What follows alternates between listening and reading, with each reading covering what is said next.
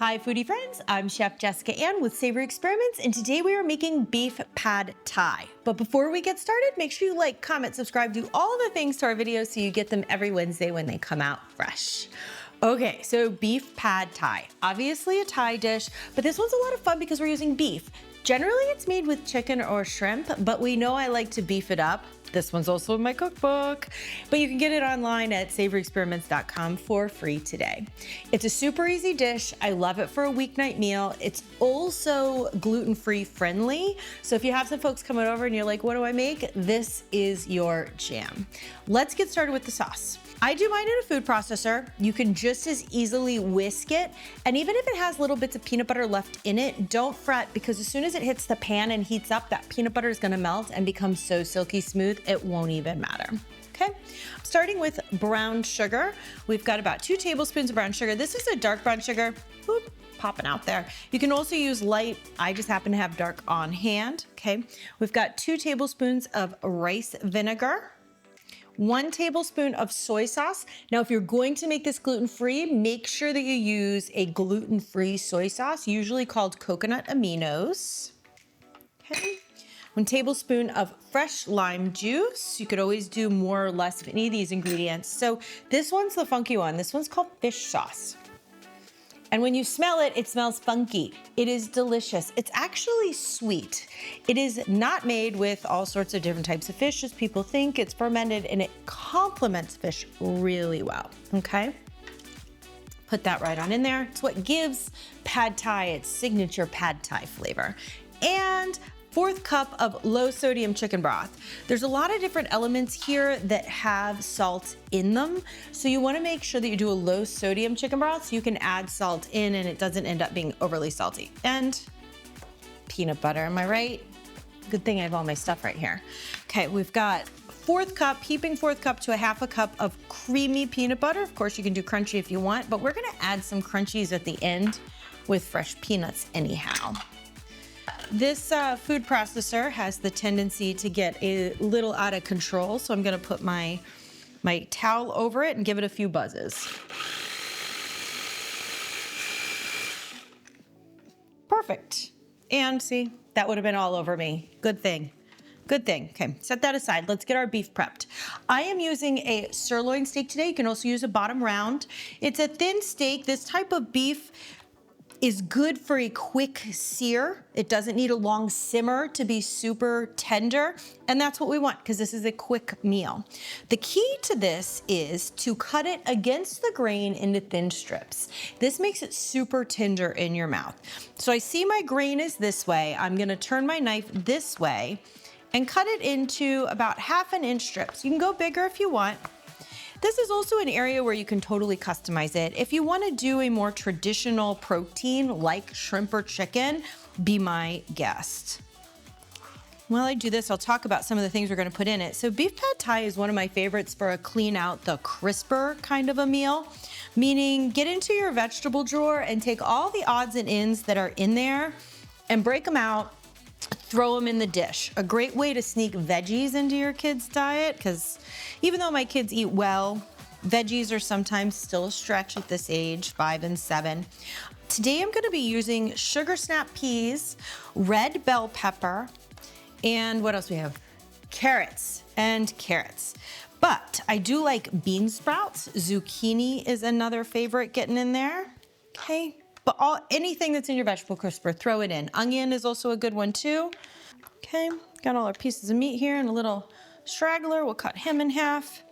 And then generously salt the meat. Salt also helps to tenderize beef, gives it beefy flavor, and it'll help season that sauce. Okay, there we go. Good to go. Okay, let's head on over to the stove, finish this off. We're at the stove. We're gonna fire this up over medium heat. Good to go. Little bit of vegetable oil, about a teaspoon or 2. Get that nice and hot. And start with searing the beef, which is a really quick sear and brown.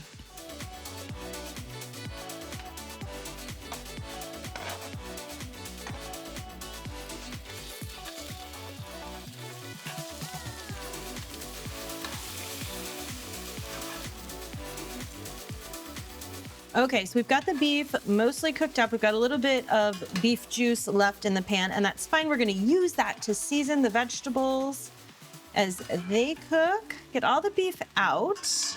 You don't wanna overcook it. You know I like my beef a little pink on the inside. Come on, you little suckers. Okay, I am gonna add a little bit more oil just to prevent sticking when I put my veggies in. You can also use a sesame oil if you're really into the sesame flavors. Also delicious. Okay, about a half a cup of sugar snap peas or snow peas. Got some red pepper there. I forgot what red pepper is called. Red pepper, you can use any kind of bell pepper you want. Shredded carrot. Again, you can use any vegetables you want. It's about a half a cup of each. Go more, go less. Use your best judgment. We're gonna flash fry them. We want them to still have a little toothiness to them and not be completely limp, but also be cooked. Okay, turn the vegetables on low. I'm putting them all to the side of the skillet, and this is my I don't wanna do any extra dishes trick. Got my egg here, because pad thai uses an egg. If you want extra protein, go ahead and add another one in. I'm just gonna do it right in the side. Whoop. Use your tongs or your spatula, whatever it is, and scramble it on up.